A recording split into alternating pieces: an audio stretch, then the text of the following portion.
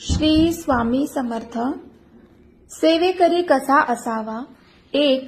अडचणीत सापडलेल्या गरजू व्यक्तींना तसेच अपंगांना मदत करणे हे सेवेकरी धर्म आहे. 2. आपल्याकडून जी पण काही मदत होत असते ती स्वामीच आपल्याकडून करून घेत असतात. 3. आपण केलेले कार्य स्वामींना समर्पित करणे म्हणजे निस्वार्थी भावनेने केलेले कार्य समजावे. 4.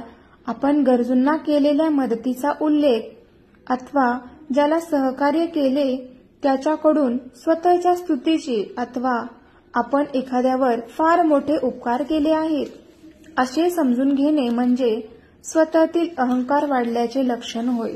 5.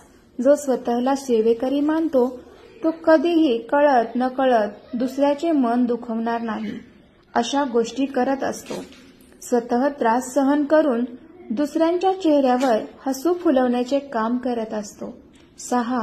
कधीही कोणाला खाऊ घातलेले अथवा आर्थिक मदत केलेले वारंवार काढणे म्हणजे स्वतःच्या संपत्तीचा अहंकार आला आहे असे समजावे.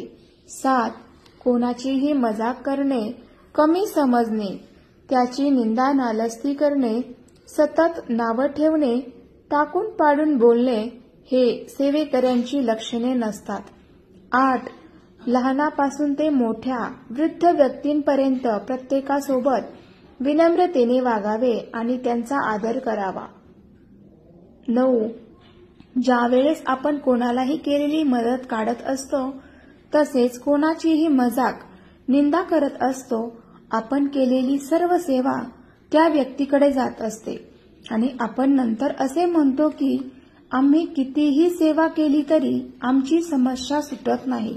म्हणून स्वामींना तुमच्या सेवेबरोबर मन आणि चारित्र्य देखील समर्पित करा आणि स्वतःचे आत्मपरीक्षण करा. 10. प्रत्येक नाण्याला 2 बाजू असतात म्हणून कोणाबद्दलही खरी परिस्थिती न जाणता आपले चुकीचे मत गैरसमज आपणच स्वतःच्या मनात निर्माण करू नये. त्यामुळे आपण सतत त्वेषाच्या अग्नीत जळत असतो. ह्याचा मानसिक तसेच शारीरिक त्रास स्वतःलाच करून घ्यावा लागतो. 11. आपण एकच गोष्ट लक्षात ठेवावी, आपल्या पण अडचणीच्या काळात कधीतरी आपणाला कोणीतरी मदत केली आहे आणि ती स्वामींमुळे झाली आहे.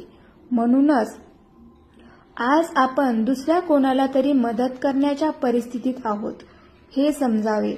त्यामुळे आपण कधीही स्वतःमध्ये अहंकार निर्माण करून घेऊ नये. 12.